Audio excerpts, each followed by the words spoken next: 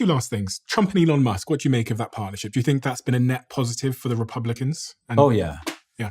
Yeah. When you see that booster rocket barreling towards gravity like sucking it back down, and then it ignites, and somehow this shit straightens out, and it veers and navigates into these giant metal chopsticks, you're just like, fucking A, man. I want a Tesla. I want to go on Twitter. I want to, whoever that guy's voting for, I'm voting for. I mean, that stuff is impressive. He's also got a very big platform to weaponize. He's basically said, I don't care if it's illegal. I'm going to run these contests, $1 million a day to registrants. I think he's probably the most aspirational figure among young men globally. I mean, he's building cars, rockets, and has brain chips. It's like he's Robots. Every 8-year-old boy's dream. It's tunnels. Yeah, I mean, he's impossible not to admire on a lot of levels.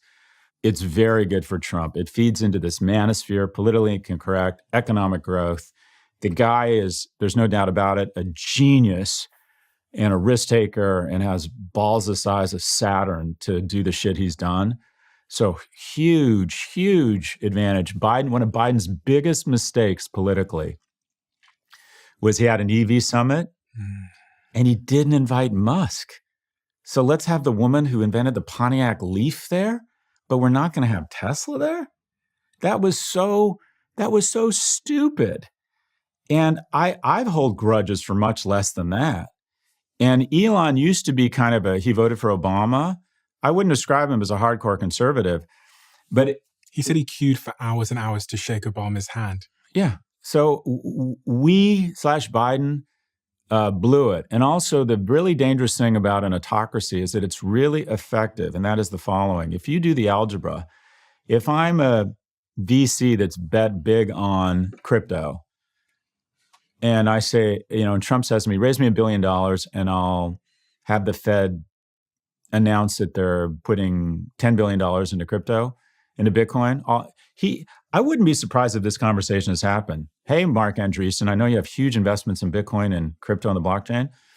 I'm going to take Bitcoin to $1 million a coin, and this is how I'm going to do it. And I need you to raise me $1 billion. I bet that something along that conversation has happened.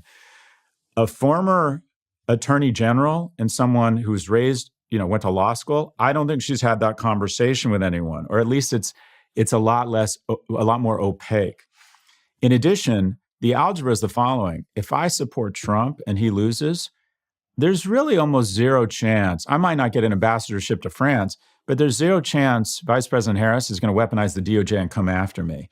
He has threatened people and companies with the full power and heft of government agencies if they're not supportive of him.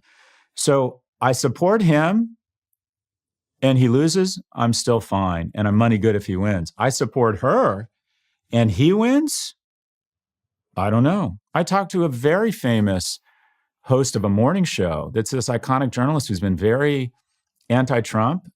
He's thinking about moving to London if he wins.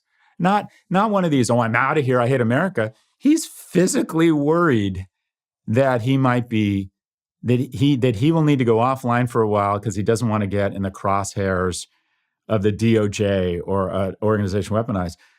Jamie Dimon, smart guy, great leader. I just don't believe Jamie Dimon in any way supports Trump, but occasionally throws out a nice thing about him because he wants to be Treasury Secretary and he doesn't want Trump coming after JP Morgan. By the way, JP Morgan is worth more than the 10 biggest banks in Europe, just to give you a sense of how well the American economy is doing.